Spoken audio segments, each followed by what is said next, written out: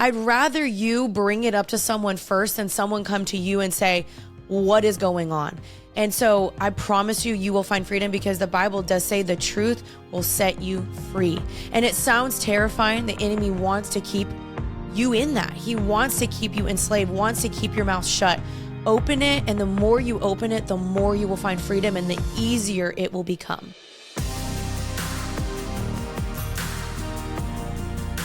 Jeanine, welcome to the podcast. I'm so glad to meet you. We have a lot of familiar and favorite people in our lives as well, so I bet today's going to be an awesome conversation.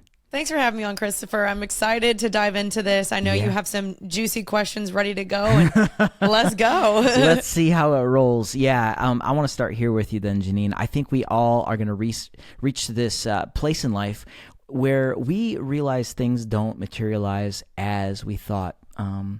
Displaced expectations, really that the life we now live is so far from the life we expected to live at this point in time. I want to start there. What's your take on reframing rigid timelines and unrealistic expectations? And I just have to say this at the outset. I'm not talking about like a simplistic platitude where, oh, just trust God's timing. Of course we trust the Lord's timing. But there's an everyday component where we work this out in our daily lives. Take this wherever you want. I personally say throw the timelines out the window because I think the more that you try to compare your own personal timeline with the world or with society, you're always going to be either too far behind, or you're going to be not enough, or you're going to be over the timeline. There's always going to be some sort of metric that you're going to feel like you're not comparing well enough up to. And so I wrote in my book, I said, the only timeline that really matters is between you and God. Everyone is on their own timeline, their own journey, their own rhythm. And so for us to look at someone else's timeline or society's timeline of when they deem you need to graduate, get a job, get married, get pregnant, it's unrealistic. And who wants that? It's just not realistic for the entire population to have this one rigid timeline. And so I encourage people, partner with God on your timeline. I always say to have your hands open and wait expectantly, but wait loose-handedly, so that you don't get too married to a certain timeline or a certain number, a certain age, to where if it doesn't happen, you're absolutely just distraught. Everything's disappointing. And so I tell people, have your hands open. Say, God, I'd like to be married. I'd like to have maybe this job. I'd like to complete this goal and this dream by this timeline. But know that if you don't get it at that certain timeline, it doesn't mean it still can't happen. And maybe there's more preparation that needs to happen before you get the thing that you've been praying for. And so I think there's a certain thing that we've got to just let go. I think we all love control. We all want to be our own God of our own life. And that's really what it is we tell God, I want a certain thing by this time. And if you don't give it to me, it's your fault and I'm mad, and we create separation from him. And so I've learned in my life, you can't tell God when you want something. You surrender it, you partner with him, you do the best that you can do, control what you can control, but release what you can't, and let God do the rest. When you say throw the timeline out the window, nuance that practically. Like, what does that require? It's surrender. I think it's really surrender to the Lord, of almost kind of lamenting and grieving maybe something that you thought you would have. And still, saying, I think the two feelings can coexist, of waiting and praying for a dream, and then maybe still grieving that you didn't get it quite yet. And I think it's okay. I think it's okay to sit in that. But I do think daily, when I say partner with God, if you have a dream or you have something that you've been waiting for, something you'd like to complete, do the best that you can in your own strength. It doesn't mean that you're striving, that you're trying to create this in your own strength, but it means, hey, God, I really would like a spouse. I'd really like this college degree. I'd really like whatever it is, a house. Pray for it. And I really believe the more that you pray and partner with God, he will open those doors. He will create a timeline that makes sense for you. And I think if we're honest with ourselves, the reason why we have these rigid timelines is because we look at our peers. We look at people online. We look at our friend who got married before we did, or a friend that got a house before we did, a friend that got the job that we did. I think if we look straight ahead, we put our blinders on and we put our heads down to work, we're not going to be comparing as much. And so I talk a lot in my book about journaling through the feelings and processing through that. I think a lot of the times the way that we're going to find freedom and healing is processing through these feelings with the Lord and letting him know, I'm honest, I'm really disappointed that I didn't get the timeline that I thought I was going to have. But God can very much still be in that. He can still very much be working in that timeline. And so I say surrender it to him and release that as best as you can. Pray through it and know that if God wanted you to have it, he would. And if you don't have it, it's probably because he doesn't think it's best right now or ever. Okay, I want to poke on a couple of things. You talked about surrender and you talked about grief. I think both of those are necessary postures. They're necessary experiences for our formation in life. I think it's Hebrews chapter 4, at the beginning of 4, where he talks about, the writer of Hebrews talks about what faith is, and the Amplified Bible says that faith is the leaning of our entire personalities upon the Lord in absolute confidence and trust in his power, his wisdom, and his goodness. So it's that leaning upon the Lord. Now, when it comes to surrender and grief, Jeanine, anything else you'd want to nuance about that? Because I know there are folks joined with us today saying, okay, I'm carrying this unresolved disappointment in my heart right now, and I know practically what I need to do, but it's that first step to surrender. It's that first step to grieving my losses. And then through that process, which is transformative, I'm able to put those blinders on and re-engage in, Lord, what do you have for me? Can you pull the thread on that just a little bit more? Yeah, I mean, I do think it is really getting honest with yourself, because I think a lot of us want to suppress these feelings and pretend it doesn't bother me. No, it's not that big of a deal. And if you were really honest with yourself, I think it's okay to say, I'm really disappointed. And I think God can handle that. God can handle your disappointments and your fears and the things that you're grieving. And specifically for me, how that, played out in my life is I was in a relationship that I thought was leading towards marriage. And we were dating for a year, and marriage had been talked about, when the ring was going to be bought and when we were going to get engaged and when we were going to get married. And the rug was pulled out from underneath my feet, and I was heartbroken. I was already 28 and a half. My best friend, my roommate, was getting married, and she'd just gotten engaged. And so while I was grieving a relationship, she was getting to move into the best season of her life. And I at first tried to suppress it and say, it's not that big of a deal. It's fine. I really don't care. But when I sat with myself and I was honest and I stopped pretending the feelings weren't real, I was able to deal with them. And I was able to find freedom and say, I'm sad. And God, I'm actually really, really hurt. But once I finally confessed that, and I was vulnerable, and I admitted to myself that I'm pretty disappointed, I was able to find freedom. I was able to deal with that and address that feeling. And so I think what I'm trying to encourage people to do is be honest with yourself. And then something that I had to do is actually visually see myself. Someone encouraged me to do this, and I encourage the listeners to do this, is visualize yourself. You can close your eyes. You visualize the thing that you're grieving or the thing that you wanted, and laying it at Jesus's feet and watching him pick it up and watching him carry it and saying, I got this. So once I think you can visualize and know that the God of the universe cares and knows about you specifically and knows you by name, he loves you so much, and he knows that that thing is burdening you. And he's like, hey, this is not your burden to carry. This is my burden to carry. And once I surrendered that, I was able to really say, okay, God, the next relationship that I'm in, I want what is best. I want what you want for me, and kind of laying that desire down at his feet. And I saw God move in that next month. I really did. So, and I even fasted. I fasted and prayed over that situation, over, the next relationship, and the Lord moved in that. And so I hope that does make sense, but I do think it is getting honest with yourself. It's being vulnerable. It's confessing and admitting and coming to God with your fears and disappointments and knowing that he can handle that. Yeah, you've created a teaching point. I'd love to stay here just a moment more and have you unpack this for the folks joined with us on YouTube and on the podcast here, because you talked about coming to the Lord in truth. Freedom is found in truth. You didn't hide your disappointment. You didn't hide your grief. And so many of us are cultured into thinking we have to put on a cute religious package in our approach to the Lord. And the Lord won't deal with us in the false. He's like, come to me as you are. Like the Greek word for confession is to say the same thing as. Talk about through your life experiences, Jeanine.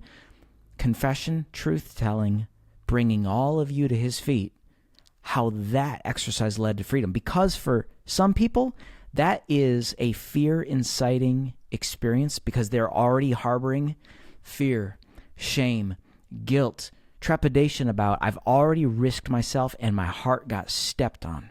And now, Chris, now, Jeanine, you're saying risk again and come full forward in vulnerability? I don't think so. Walk that out for people.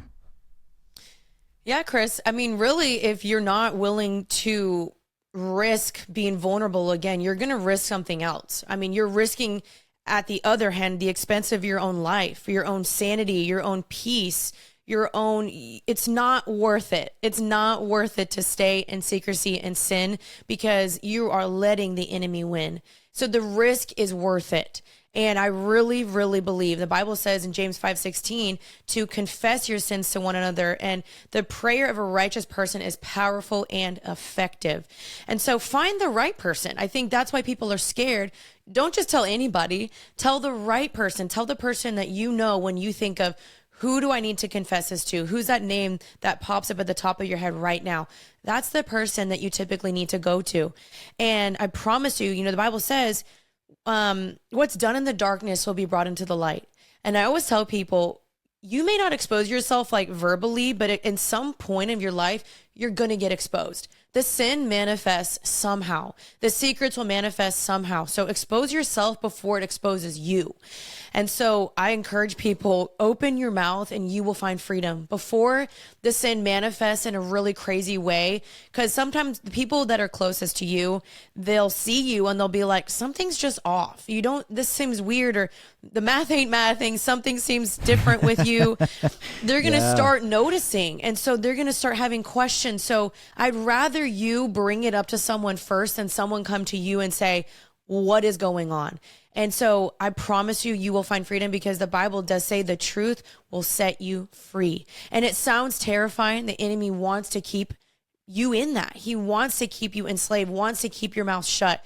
Open it. And the more you open it, the more you will find freedom and the easier it will become.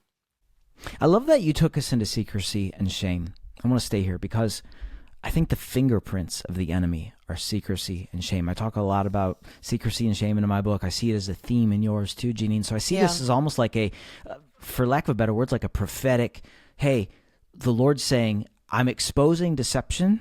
Why? Yeah. So that my people can get free. I think we need to keep hitting this subject. Here's the question then. Secrecy and shame thrive under what type of environment in the soul? I think an environment that is almost based upon lies. Because if you, otherwise, like if you're not being fully authentic with people, you're building your life on a foundation of lies. And I'm not trying to shame anybody, but I do think that the most happy people that I know, the people in my life that I find to be the most joyful, free people are the people that die with no secrets. Are the people that are willing to admit, yeah, I messed up. I'm willing to admit I stumbled here. I went back to the sin. I did this thing again. And so I think the soul that is okay with not being fully known is a soul that's going to start to decay. And so if you become fully known, I promise you start to find freedom. And I do remember hearing that quote that there was someone that said, I don't exactly know who it was, that they wanted to die with no secrets. And I want to die with no secrets. And I put every secret that I've had in this book, and it's terrifying. But then you start to see it take less weight in your life, less root in your life, where you can just say it and you don't even flinch anymore. That's my goal for everybody, is to be able to say the scariest thing that they've ever done. And it's like, yeah, I did that. And so what? And I want everybody to get there to where you just find freedom in that. You can just let it roll off your tongue and it doesn't have that weight and effect on you anymore, the way that the enemy wants it to. Jeanine, you said a soul not fully known will decay. Folks, I hope you didn't miss that. That was so powerful. A soul not fully known will decay. Now I want to connect this to, I'd say a little bit of an epidemic here in our present cultural moment, which is isolation and loneliness. I saw this bit of data from the American Time Youth Survey via the Washington Post, via the account of Professor Scott Galloway, and I thought it was fascinating. He said this, Jeanine, compared to 2013, which is only 11 years ago, and it's wild. Yeah. People are spending exponentially more time alone than with friends or companions. So let's connect this to what you said, talking about secrecy, shame, and then a soul not fully known will decay. How is a soul fully known? In community. How do we right the ship, Jeanine? These are staggering numbers, and as you and I as millennials look not only to Gen Z, but to Gen Alpha coming up, how do we right the ship? Oh man, it's a tough one, but I do believe that there's hope, and that is pretty staggering to hear. I'm not going to lie, but I really feel like millennials have such a heart for Gen Z. I know I have such a heart for Gen Z to correct this ship. And of course, we're in a time where everyone is on their phone. They're disconnecting more than ever. You're scrolling. You think you know people, but you really don't. And so my prayer is for people to find those rhythms of being on your phone and then just getting off, sitting with people face to face, because I think we're creating this false community, this false connection with people online. We think we know them. We feel like this online person is our best friend and they know us and they see me. But if you were honest, when was the last time you confessed? When was the last time you told someone something that really pained you? When was the last time someone asked you, how are you doing? And how are you really, really doing? These are the questions and the things that we need to continually have. And so my heart is for people is to know that solitude is not bad, but isolation is. That's the difference. Solitude draws you near God. Isolation pulls you further away. And so Jesus went to solitude all the time. It says in Luke all the time that Jesus often went to solitude places. So solitude isn't necessarily bad, but it's not somewhere that we should stay, because again, the enemy can work in isolation. He can work in, numbers of one, when it's just you by yourself and you're the lone sheep that gets snatched up. And so it's a rhythm of being alone. And when you're alone, that solitude time should be when you are drawing yourself to God. You're reading the Bible, you're gaining intimacy with Him, you're praying to Him, you're sitting with the Lord, you're listening to worship music. Those are the times when you should be getting to know God, or you're refreshing your soul, you're going on a walk, you're doing things that you enjoy. But we were not meant to stay in isolation, because isolation, again, is the breeding ground for secrecy, the breeding ground for decay, the breeding ground for the enemy to work. And so be careful of that. Know the balance of the two. And I talk about this in my book because naturally there's more people that are introverted versus extroverted. And some people are like, well, what if I just like being alone? Well, my challenge to people is don't stay there. Do things that are uncomfortable. Obviously find ways that refresh you. For me, I like to be alone every now and then, but don't stay there. So push yourself out of those comfort zones and find a rhythm, because in community, I really believe that's where you find freedom. That's where you find hope. That's where you find vulnerability. You find people that know you, that are able to speak into the things that maybe you've been carrying for so long. And so I'm a very big person on the rhythms of isolation and solitude, but more pressing solitude and community over isolation. Yeah, break that down a little bit more for us. If people are still a little confused about, okay, how do I know the difference between solitude and isolation? Because the second question I want to ask you is, and maybe this might help folks understand the difference between the two. Mm-hmm. What is the effect of solitude upon mental, emotional health and spiritual growth? What is the effect of isolation upon mental, emotional, and spiritual health? Yeah, if you don't mind, I'm just going to read actually really fast something that I wrote. Yeah, go wherever you want. Yep. I would love to read it. Great. So it's on page 50. It says, the enemy will always push us towards isolation, which inevitably leads to loneliness, confusion, and poor decision making. God, on the other hand, wants us to master the art of solitude, not isolation. Solitude draws you near to God. Isolation pushes you away. Solitude usually connects you to the Lord in intimacy, but isolation disconnects you from everything good, including your relationship with the Lord and others. So the contrast between the two is, in isolation, that's usually where you have weakened judgment. You're letting lies run rampant in your brain. You're pulling away from people because you want to hide. You feel like no one loves you anymore. No one called me. I'm unworthy. My friends don't like me anymore. I mean, you're really just letting all these lies just feed into your head. You're pulling away because you're hiding something, or you just don't want to make an effort maybe to be a good friend. And also, you're just letting the enemy kind of pull you away from community. And I also think there's certain relationships that push you towards isolation, which is never God's plan. God really wants us to be in community. Versus, I think, solitude. Solitude is where you go away, you get refreshed, you feel the presence of God, you're gaining something from it. It's not a way to cover up feelings. It's not a way to try to suppress something where you're just like, I just want to plug out. I want to tune it out. I want to put on Netflix. I just don't want to feel the feelings. Solitude is where you feel those feelings. It's where you let the Lord work in you and you come to him and you're learning things about yourself. You're finding healing. You're finding freedom in that solitude. And it's something that refreshes you. You leave from it and you're like, man, that was so good that I'm ready to be sent out to now go bless other people. Isolation points everything back towards you. Woe is me. I'm such a victim. Life is so hard. And yes, it might be hard. But again, you can find victory in all these things. And I believe in solitude, godly solitude, you can find victory from your victimhood.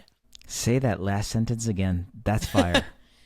In godly solitude, you can find victory from the victimhood. Both are narratives, folks. I hope you're tracking with us. Victim as an identity, like we all experience adversity in life, and so victimization of adversity may be a real experience, but victim as an identity does not have to be embodied, is what I hear you saying. Yeah, that's good. Yeah. Okay, so I told you, like I'm the type of interview I like to get under the hood. So you talked earlier about isolation and how the enemy, you said, leads us to isolation. Why? Yes. So let's kind of paint the picture for folks. He's an already defeated enemy. So what is one of his greatest tactics against us? Deception.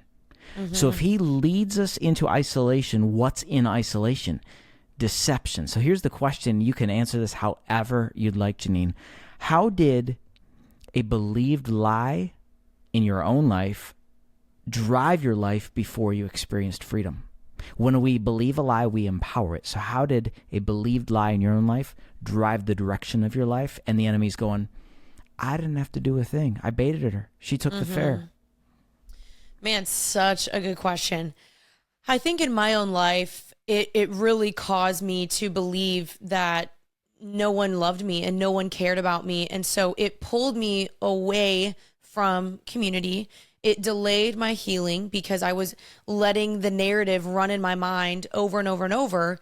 Oh, no one cares about me. Why would I say anything to them anyway? I suck anyway. Why does this even matter? No one's going to know. And so it really just gets you trapped in your own head where you are the only one that ever knows your thoughts. And I just don't believe that's healthy for anybody. And so I really do think that when you are isolated, you let the enemy have a field day. And that's literally why, the Bible calls us sheep, because sheep stay in a pack. We work together, we maneuver together, we go together, and he's the good shepherd. He wants to lead us. But so if you're the one sheep that's like, I don't need anybody, I think I'm good. No, you're going to get devoured. That wolf is going to come snatch you up, and Jesus will still go out of his way. He leaves the 99 to go find the one. He's going to go out of his way to actively pursue you because he knows there's danger in being alone. And so you saw even in the Bible in Luke 4, when Jesus was tempted, he was alone. So of course the enemy is like, great option, like a great option here to get him because he's alone. And so if the enemy attacks Jesus when he's alone, how much more will he attack us? We're not as strong as Jesus. So we're way more susceptible for these temptations and to fall into these temptations. And so if he's coming for Jesus when he's alone, he's going to come for you 10 times more. And so it's a thing for us to be mindful and proactive of, okay, I know in isolation the enemy works. And that's where he can get you. There's no one to bounce these ideas off of. There's no one to help you capture these lies. There's no one to confess you. There's no one to set you free. And so isolation is a very dangerous place to be. And I've been there. I've been in a relationship that even isolated me personally. And that was probably one of the worst times in my life. Yeah, I want to put a pin in that. I want to talk about, because I know you went through a traumatic relationship, and I want to talk about that just in a moment. But I want to kind of stay here for one moment more, because you talked about delayed healing. Now, there are inevitably folks joined with us today who are saying, I'm sick and tired of being sick and tired. Jeanine, Chris, when is this thing going to turn?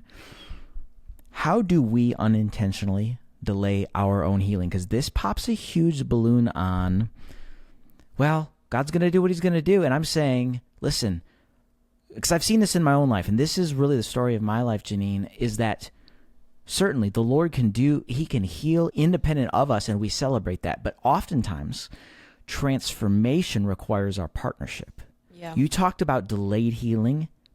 How do we unintentionally delay our own healing? Distractions. I mean, we are a society filled with distractions.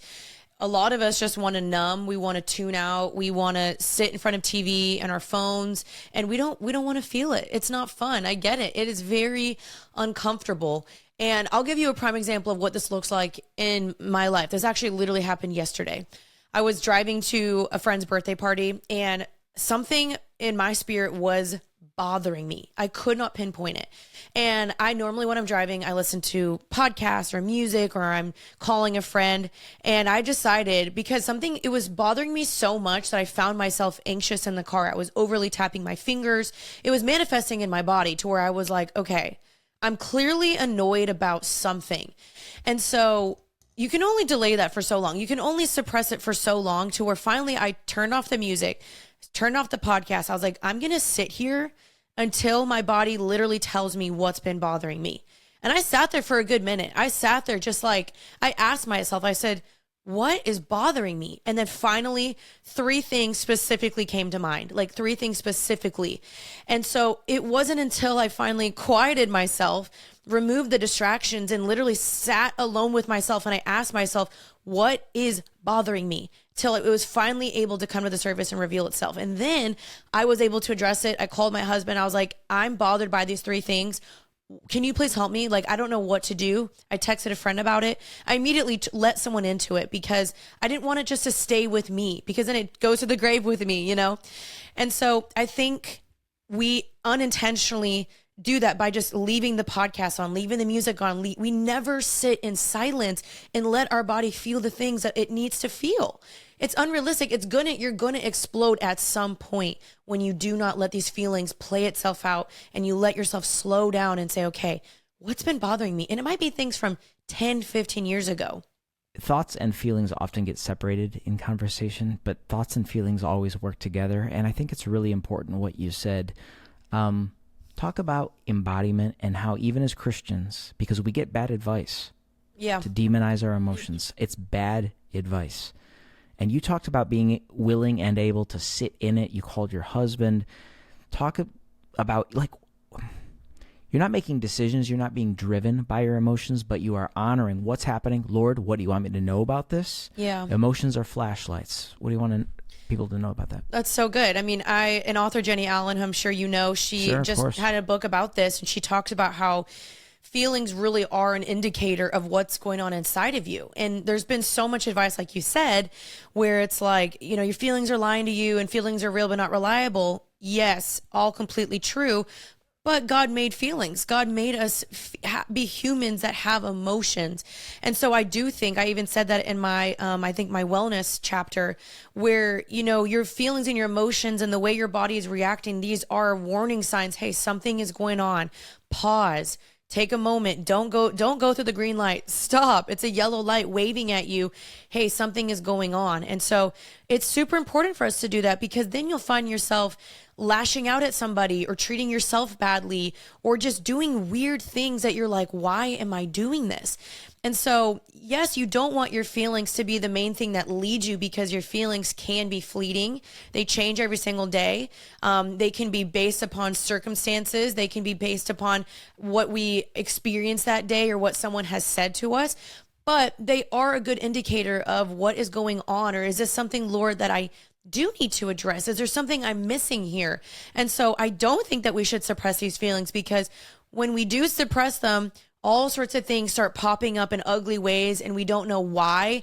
And if we had just gotten to the root from the start of it, it would have been snatched right away, and we wouldn't be getting all these weird things going on where people are wondering, are you okay? Or even yourself, something feels off. And so it's better just to try to deal with it from the beginning and not delay that healing than let it manifest in a really ugly way later on. Because usually, yeah, your feelings are manifesting something in an interesting way. Like maybe the feeling appears as one way, but the root is really something else. The way you're acting it out might be in a weird way because you're trying to pretend it's not there. You're trying to pretend I'm fine, or no, it's really not that, but it's still coming out in some shape or form. And so I encourage people, go to a trusted person, mentor, counselor, friend, parent, and have them even ask you the hard questions. Like Jenny Allen did that to me, where there were some feelings where she would say, okay, why do you feel that way? Okay, go deeper.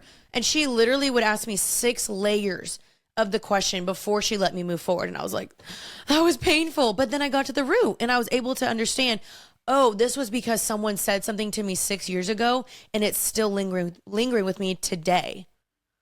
Have you used the feeling wheel? I have not, but I know there's some apps that you can so great. Press what you feel that day. Yeah, it's super great. Well, behind it, so it's exactly what you just shared. And I utilize it in my book as well, where you have, say, an emotion like anger. But as you go layer beyond layer, you find, I feel worthless, or I was rejected. So you can discover actually the root, anger being a secondary emotion. Behind the anger is deep fear or deep rejection. And when you address the core of the rejection, you can eradicate that root, which is causing the manifestation of the emotion on the regular basis. That's so good. So good, right? Yeah. I'd love to swing in talking about relationships, because we're talking about pain and negative emotions. You went through, as I said, a traumatic relationship. To the extent you're comfortable sharing, Jeanine, what happened? Sure. Yeah, thank you for honoring that.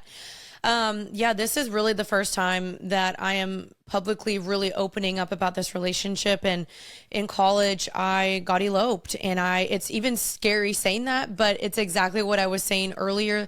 The more you say it, the more freedom you'll find. And I don't want that word to be this scarlet letter on me any longer. I've had so many people shame me for it and try to condemn me and send me mean DMs and comments and say I'm the girl that got divorced and all sorts of things, which, legally I got an annulment, but it was a very messy story that actually happened in isolation, which is why I'm so big on isolation, because this relationship pulled me in isolation and told me, you don't need outside counsel. You don't need other people. These people aren't going to help you. They don't know what's good. I know what's good for you. And so the enemy very much used a person to pull me away from God, pull me away from sound judgment, pull me away from even myself and what I knew was right. And so I am, for the first time, sharing this story, and it caused a lot of pain in my life, and I'm ready to share it now. It's been about 7-8 years, and so I really want to help other women that are in abusive, controlling relationships to find freedom. Wow, thank you for saying that. When we're in isolation, again, you talked about the power of isolation even in that relationship. When we're in isolation, coping with the pain of isolation often takes place via a destructive hobby. Yeah. And that was your story. What was yours? Yeah, growing up, I struggled severely with an addiction to pornography. I was exposed to it at a very young age.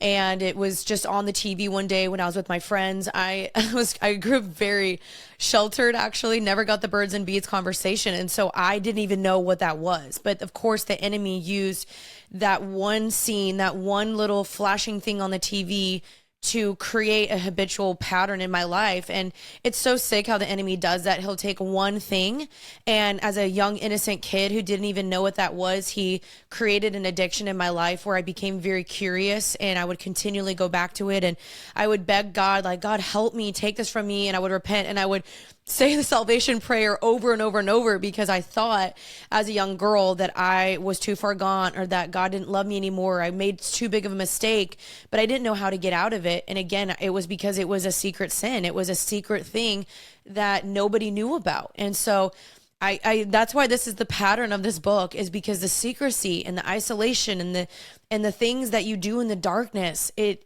really just keeps you enslaved.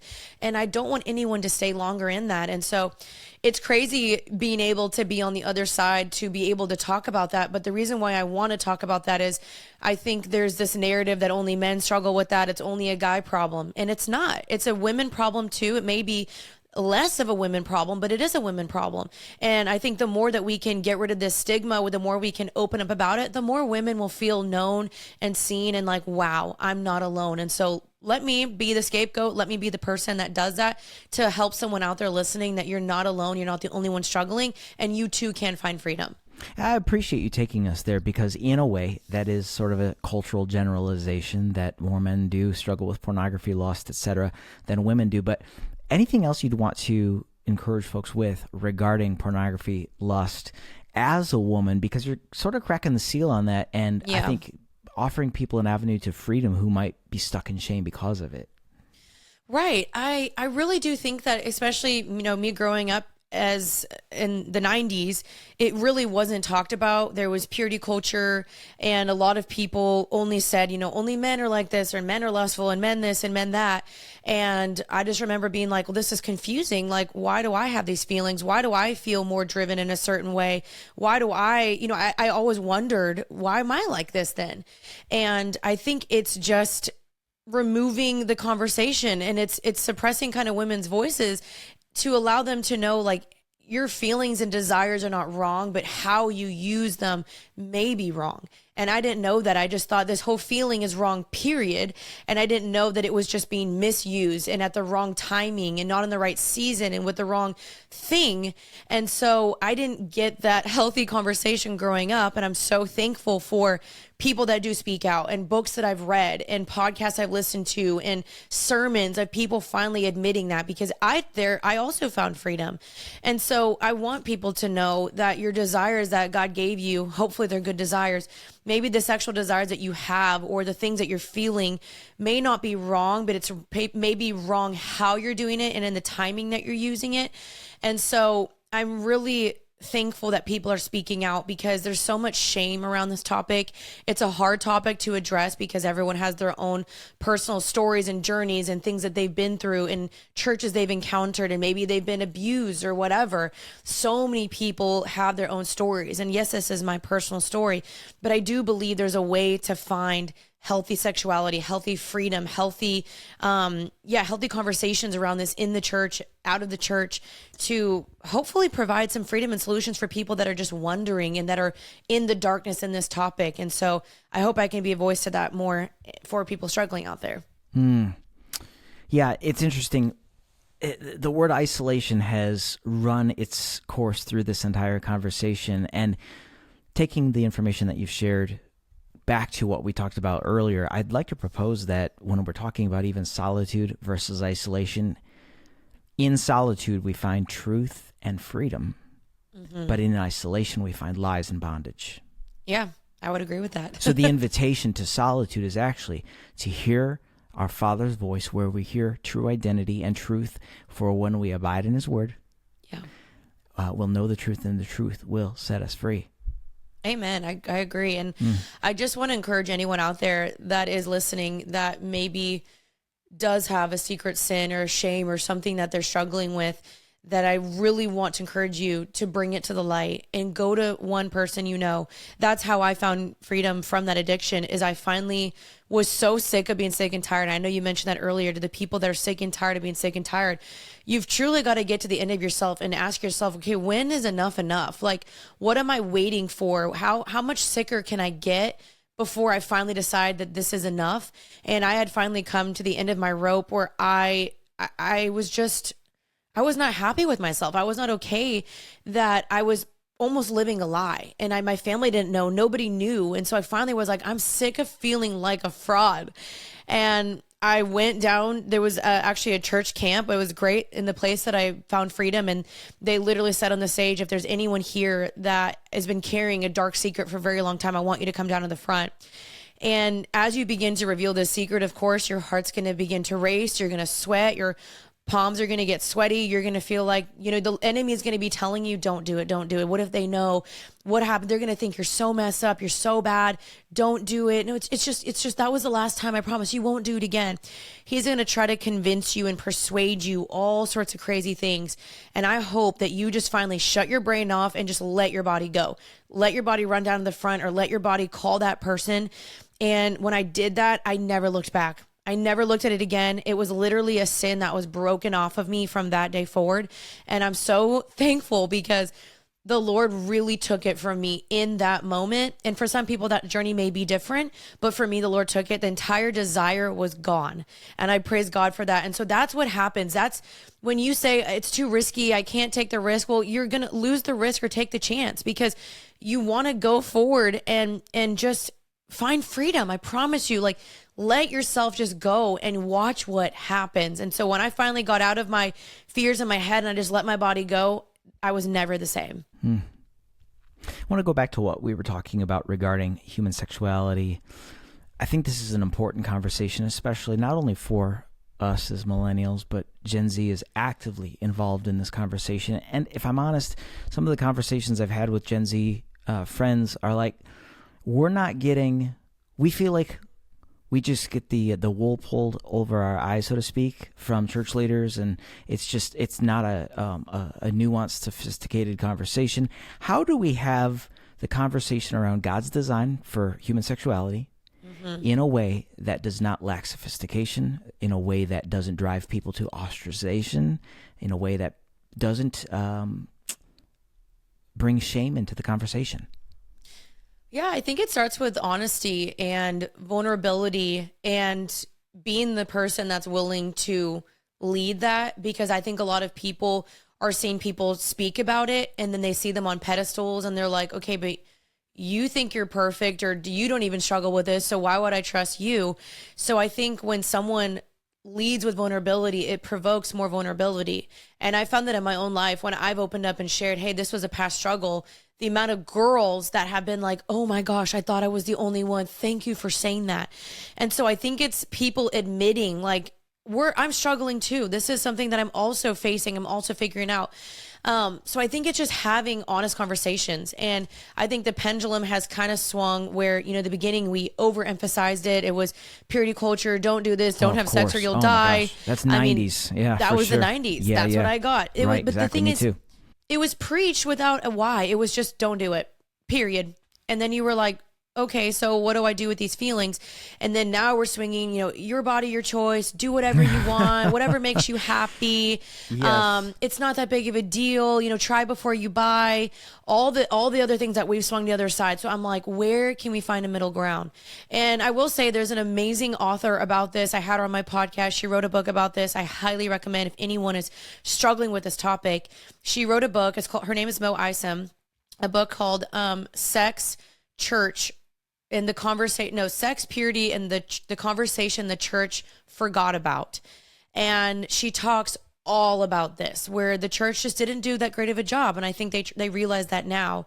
And so I think just having a space where we can listen to people and understand their questions of why, what is the why behind this? Because a lot of people are just like, you're just telling me to do things, but I don't understand why I'm supposed to do that. And I don't think that's God's heart. It's like a parent telling you don't touch that. And you're like, well, I'm going to touch it anyway. And instead of your parents saying, hey, don't touch the stove because it's going to burn you and you're going to get a third-degree burn, if they're just saying don't touch it, you're going to want to touch it. And so I hope that people can provide a why and lead with honesty and vulnerability in a safe space for people to allow themselves to ask questions as well. That's really good. We'll land here today. I've heard you say that no one wants to hear truth anymore. I love your heart on this. I want to hear why. Oh, I think the generation that we are in is gotten too sensitive, and we've gotten too... Shots fired, y'all. Yeah, I'm sorry. I just think it's the truth. Stay there, Jeanine. It's good. That's right. I think we all are so sensitive, and no one wants to hear the truth anymore, when the Bible literally says, as I said earlier, that the truth is what sets you free, and Jesus is the way, the truth, and the life. And so we don't want to offend anybody. We're the generation of being offended by everything. Everything triggers us. Everything is sensitive. Everything is, so I think truth has to be paired with love. It has to be paired with grace. And telling the truth is loving. And so when you watch Jesus do it, I think there's a small book that someone released. I think it's called The Truth and Grace Paradox. It's a great book that shares with us how do we do that. It's not that you just go, this is the truth, all right, accept it or don't, and you slap people across the face with it, because I don't think that works. It has to be paired with grace as well. And so I just think if we are all just not listening to the truth, we're denying the truth, you're never going to be actually set free. You're going to continue to walk in things that you're not supposed to be walking in. You're not going to find full healing in your life, because how can you find healing if you're not even being truthful with yourself? And so the truth really, it comes in multiple forms and from different people, but I don't know. I just don't want us to be a generation that brushes things off because we just can't hear it. We're too triggered. We're too sensitive. I hope that we can start to get a little bit of thicker skin where we can take it. And it's not always fun to hear. I mean, I'm sure you know, Chris, truth is, it's not fun to hear, but once you hear it, then you're like, okay, now I can begin to start working on myself. And so there's no improvement without truth. There really isn't. That's so powerful. And I love this. I've had this conversation recently, and I've been saying to folks, the point of truth is not to be right. It's freedom. So yes, truth comes and it cuts and exposes, because his ways are perfect. He is perfect in all his ways. And so I think it's anchoring our hearts in, the point of truth is freedom. Yeah. I think it's perhaps creates the posture for us to engage with it. Well, also on the other side, if you're not believing the truth, then you're believing a lie. And so which one do you want to believe? I mean, otherwise, again, you are living a life of lies, or you're not really, where's your anchor? Because if there's no truth, there's no anchor. There's nothing leading you and guiding you.